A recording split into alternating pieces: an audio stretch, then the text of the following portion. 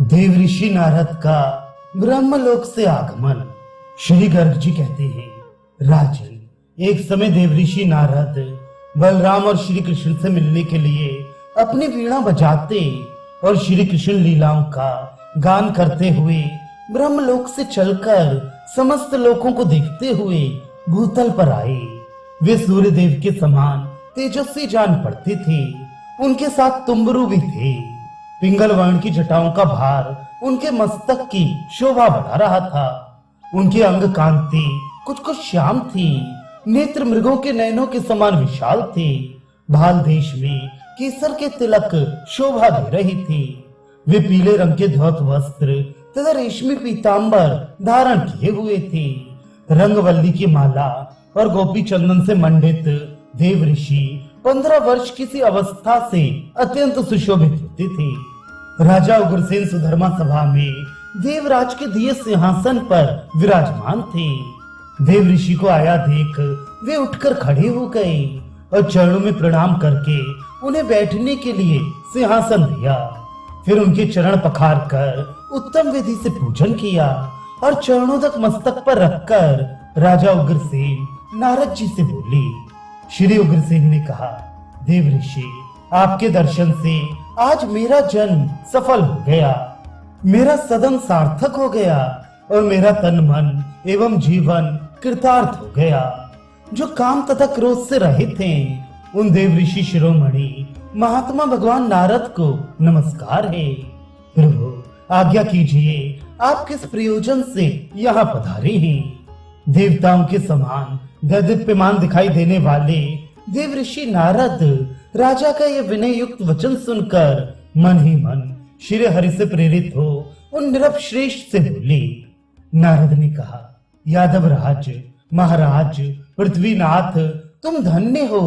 तुम्हारे भक्ति भाव के कारण ही भगवान श्री कृष्ण बलराम जी के साथ इस भूतल पर निवास करते हैं।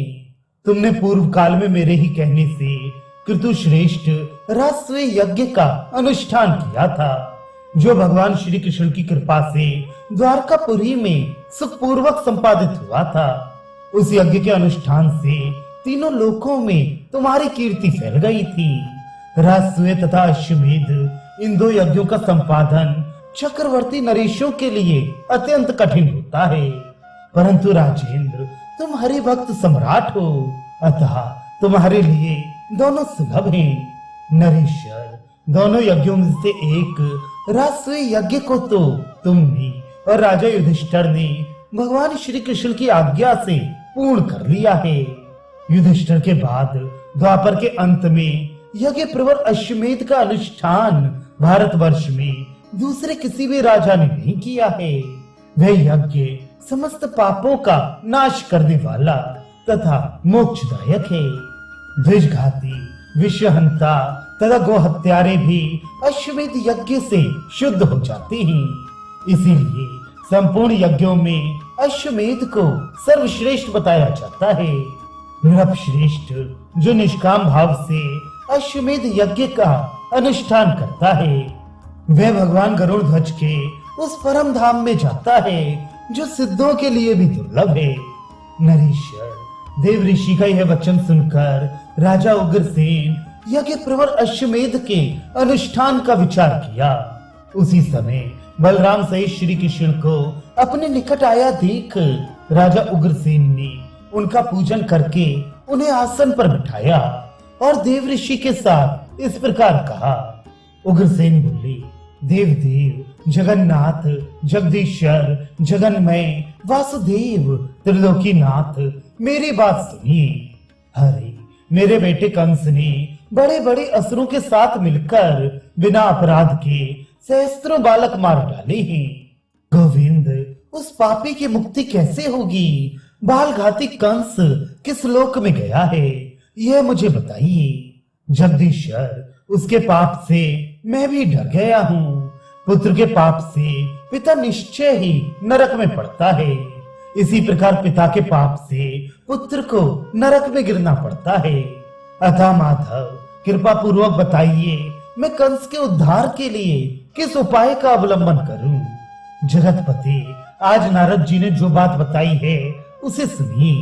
ब्रह्म हत्यारा, विषघाती तथा गोघातक भी अश्वमेध यज्ञ के अनुष्ठान से शुद्ध हो जाता है। उस यज्ञ में मेरा मन लग गया है। यदि आप आज्ञा दें तो मैं उसका अनुष्ठान करूं।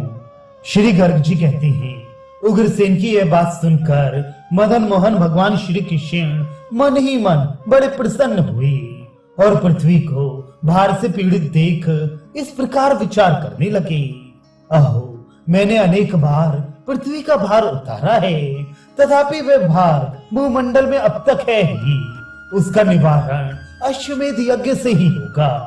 विदुरथ के वध के अवसर पर मैंने ये प्रतिज्ञा की थी कि अब मैं युद्ध के मैदान में शत्रुओं को अपने हाथ से नहीं मारूंगा।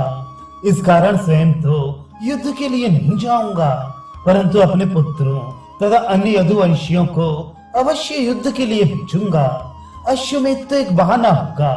मैं उसी की आड़ में संपूर्ण पृथ्वी को जीतने का प्रयास करूंगा।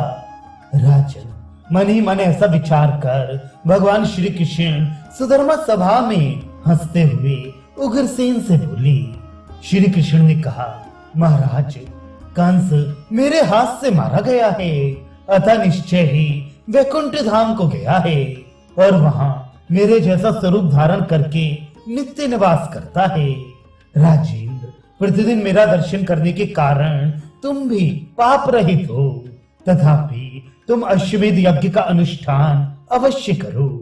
पाप नाश या कंस के उद्धार के लिए नहीं, अपने यश के विस्तार के लिए करो। भूपाल, इस यज्ञ से भूतल पर तुम्हारी विशाल कीर्ति फैलेगी। राजन, अनायास ही महान कर्म करने वाले भगवान श्री कृष्ण का यह कथन सुनकर उस समय राजा उग्रसेन बड़े प्रसन्न हुए और ये उत्तम वचन बोले।